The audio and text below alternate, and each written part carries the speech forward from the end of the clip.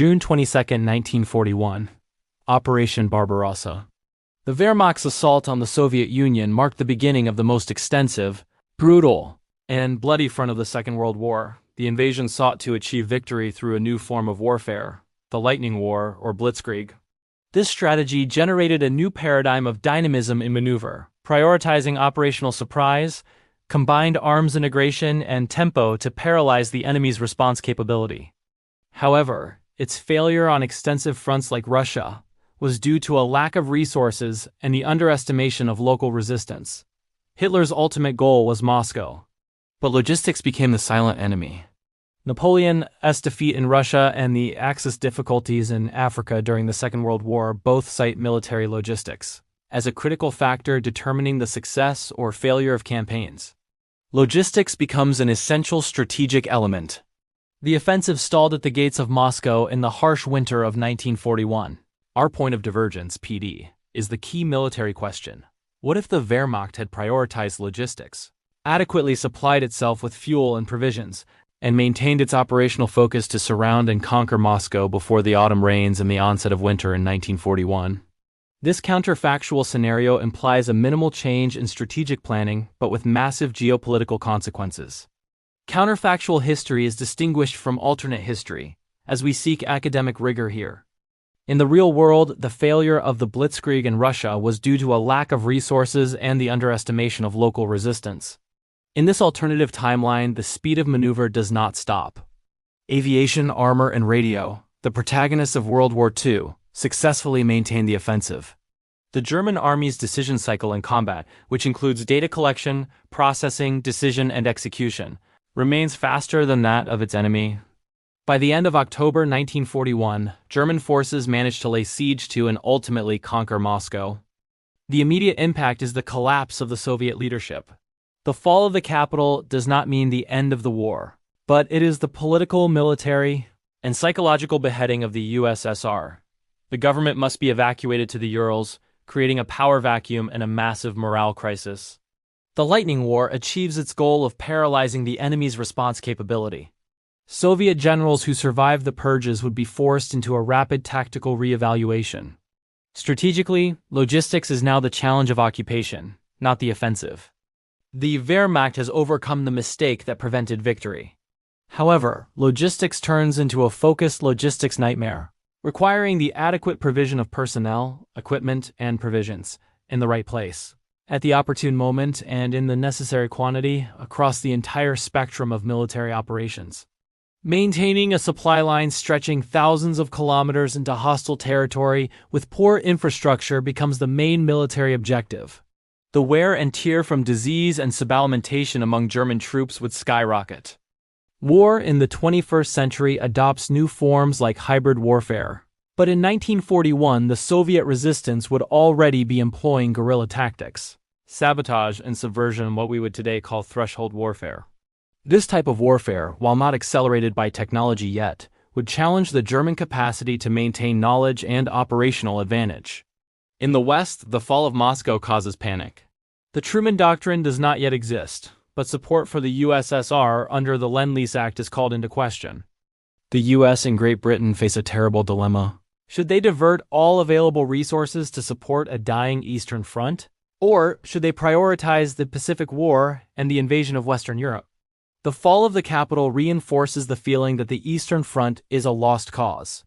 The impact on the Pacific is indirect but crucial.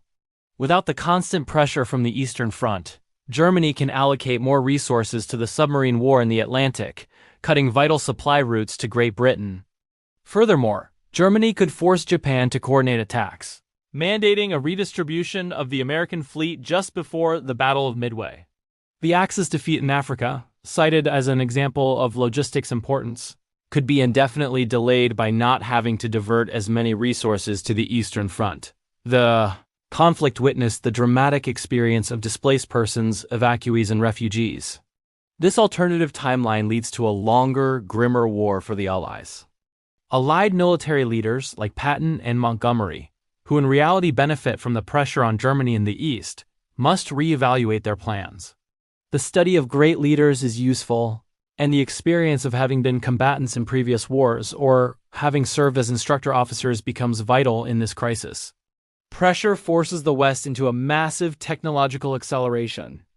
Increased spending on research and development of complex technologies, such as cryptography, radar, and mathematical models, the beginnings of AI, becomes essential for military preparedness, seeking a knowledge advantage to shorten the conflict. The Lightning War had failed in Russia, but the tenacious Japanese defense in the Pacific would turn into prolonged and bloody trench warfare. The cost of this Moscow victory for Germany would be unsustainable in the long run. World War II resulted in a human tragedy with 340,000 Soviet and 45,000 Canadian soldiers dead, in addition to 35 million wounded and 3 million missing. Even though the Germans captured the capital, resistance would continue from the Urals, and the need to maintain vast garrisons in the east would devour the Reich's human and material resources. Oil, fuel, and steel allocated to the Eastern Front would become a constant drain. Focused logistics would demand a discipline and efficiency that Hitler's leadership, which prioritized politics over logistics, did not possess. The morale of German troops, facing winter after winter in an endless pacification campaign, would collapse, accelerating internal subversion. The occupation of vast Soviet territories would not bring peace, but total counterinsurgency warfare. Ideological control would be absolute. German leadership would be forced to divert even more elite divisions to the rear to fight partisans, which would reduce the capacity to defend the Western Front. The brutality of the occupation, far from breaking the population, would increase resistance on an unprecedented scale. Even the Manhattan Project would be affected. With the perception that the war in Europe had stalled and would drag on for years, the urgency and prioritization of resources such as enriched uranium and scientists could shift toward the European theater, delaying the development of the atomic bomb that ended the war in the Pacific. The cycle of decision in combat requires that data processing and analysis be accelerated. The need for intelligence, already high, would force the U.S. to invest massively in these areas. Historical rigor demands being exhaustive in data collection and honest in presentation. The counterfactual analysis reminds us that the failure of the Blitzkrieg in Russia was not due to a single cause, but to a complex mutual interaction. Hitler's leadership, which often dismissed his generals and focused on political goals rather than logistical ones, was the fatal mistake. The value of this reasoning is to elucidate why the failure actually happened, as almost all causal statements imply some kind of counterfactual. The conquest of Moscow was technically possible, but logistics made it unsustainable without rigorous planning. The risk of bias in counterfactual comparisons, such as pre-post comparisons or comparisons of enrolled versus non-enrolled groups, forces historical analysis to be based on empirically validated theoretical generalizations and mutually consistent secondary counterfactuals. The fall of Moscow did not guarantee German victory, but it certainly ensured the prolongation of terror and sacrifice on both fronts. The fatal mistake of Operation Barbarossa was not audacity, but logistics.